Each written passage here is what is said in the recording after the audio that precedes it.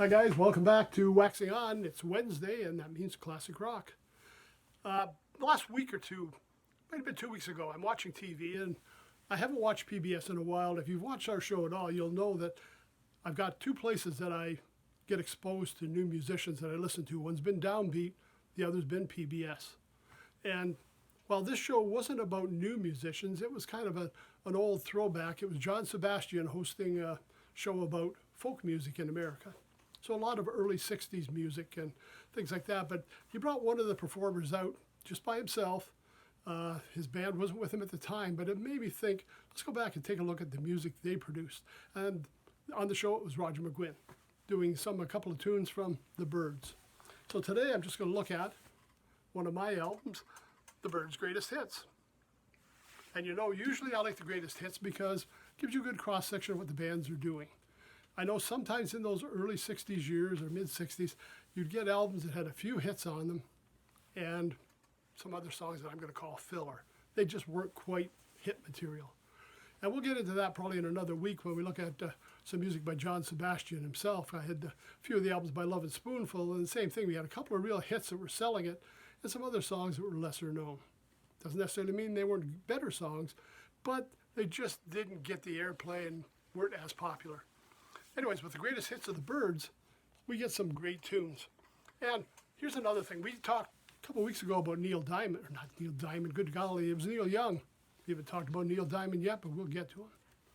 It was Neil Young, being in Toronto, took a bunch of Canadians down and hooked up with Stephen Stills, and they formed Buffalo Springfield, which had a big hit with the song For What It's Worth.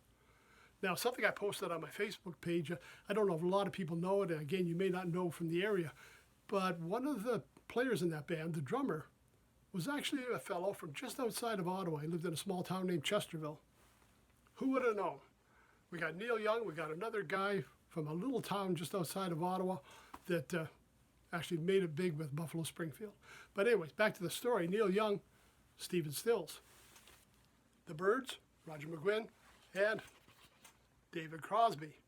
We're working our way into Crosby, Stills, Nash, and Young, you can tell. Fortunately, I don't have much Nash material, don't have much Hollies material, so we may have to make that jump from, Crosby, Stills, and Young to Crosby, Stills, Nash, and Young, but we'll get that in another week or two. Anyways, let's take a look at the work by the Byrds. Now, it's an early album and an early hits, a lot of Bob Dylan in there. This album, of course, is covering the hits. We got Mr. Tambourine Man. We've got Chimes of Freedom, All I Really Want to Do, and My Back Pages, all Bob Dylan tunes. We've got side two of this is really a lot of McGuinn tunes, with David Crosby also sharing writing on a couple of them. 8 Miles High, Mr. Spaceman, 5D, The Fifth Dimension, So You Want to Be a Rock and Roll Star. And then we got a couple of tunes that are kind of tied in with Pete Seeger. Bells of Rhymney and Turn, Turn, Turn. And again, these are all classic tunes. When I heard it on the show, it just brought back a lot of great feelings from the early 60s and the kind of tunes the Byrds were doing. They were taking music, basically folk music. I mean, we're talking Pete Seeger, we're talking Bob Dylan, but adding a little bit of rock to it.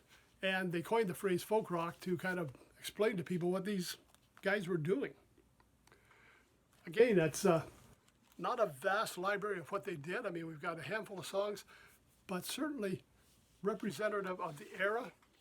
It brings back a lot of great memories when you hear it, and a chance to introduce us to David Crosby. Okay, so that's it for today. Available, Byrds, you're going to find that on the streaming networks. You're going to find that online. It's not going to be hard to find music by the Byrds. They are such a part of musical history in the 60s. So if you get a chance, and just to mention that, this other show was fairly recent, so Roger McGuinn was still going on his own well after the Byrds had broken up, and he was still carrying on that tradition. I believe he played as well at the 30th anniversary Bob Dylan concert. He was back and they did My Back Pages at that. So, I mean, he's still out there, still giving it his all.